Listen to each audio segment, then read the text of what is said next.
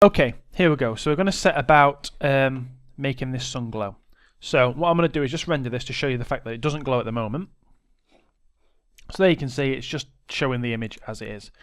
Now, if you're working with the same file that I'm working with, you might just have to check when you render, because originally when I rendered this, it just came up black. So I may well have done something to the file that causes the default light not to work. If that is the case, just create a new light, as I have done here. There's my light, by going to create lights and just create a new point light, and that will make sure that you can see everything. So we've now got a sun that doesn't glow, so let's change that. So we'll need Photoshop or a similar photo editing application for this. We're just going to open the image. So it's in source images and it's the sky versus moon image. Okay, first thing I'm going to do is I'm just going to save it as something else so I can't accidentally damage my original file. So file, save as, and I'm going to call it glow map.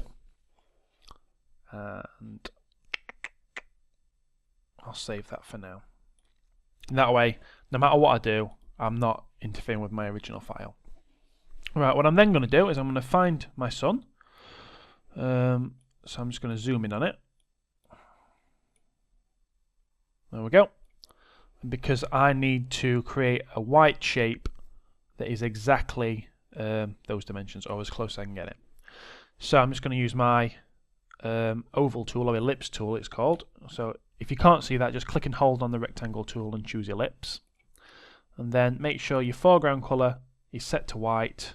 And then you're just going to click and drag to something that's about the right shape like that, and you'll get yourself a white circle. Brilliant.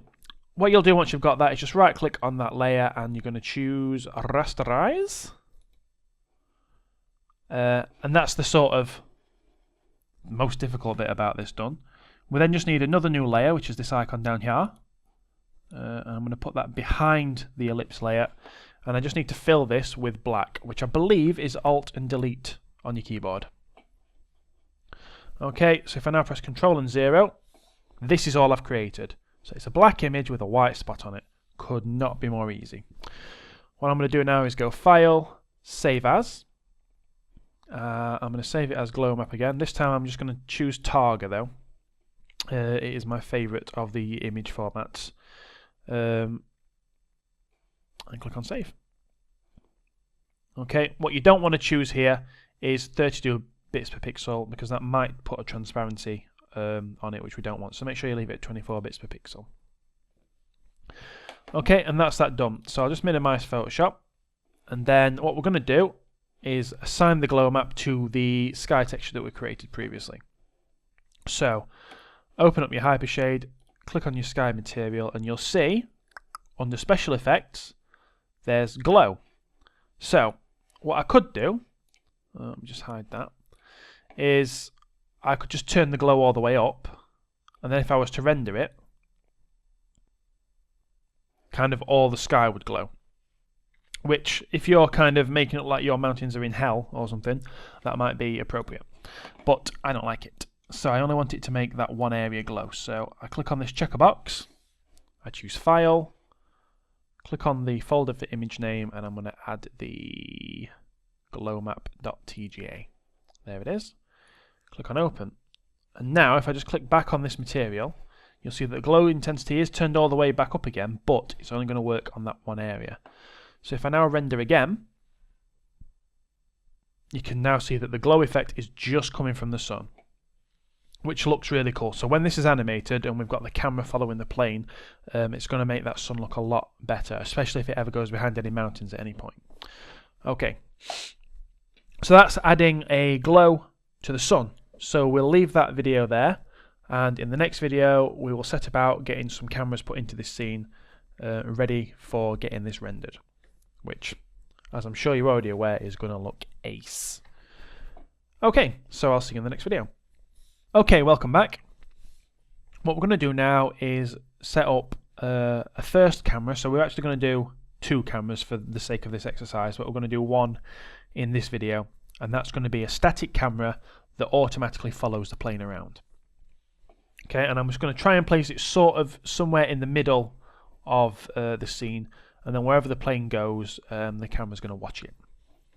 Okay, so for this camera, the camera we're going to use is a camera and aim, and you create one of those by clicking on Create, Cameras, and you get camera and aim. There it is.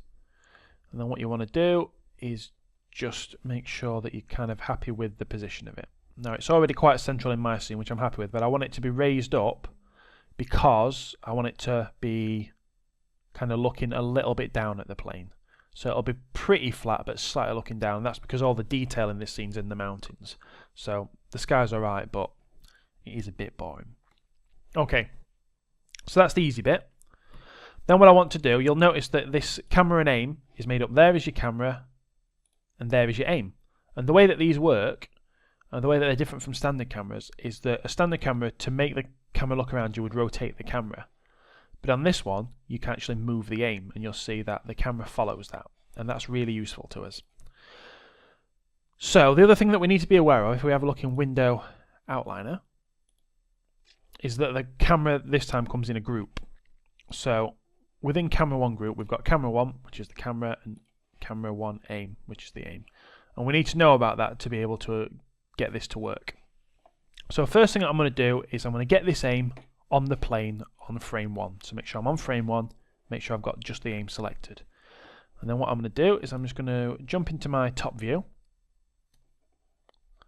And I know my plane's over here, so I'm just going to put my aim on the plane.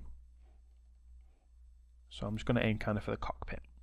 So that's done it in my top view, but I also know that I need to do it in my front or side views because it's going to be too high or too low. So I'll turn my grid off, press F so that I'm looking at my aim, and I can see that my plane's down here. So I'm just going to move that down there. I'll press F to frame that up again and aim for somewhere in the cockpit. So I'm now happy with the positioning of that. That is going to be looking bang at the plane.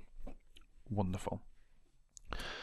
Okay, so what I'm going to do now is with the plane, with the aim selected, I'm going to shift select the plane like that, and then I'm going to press P.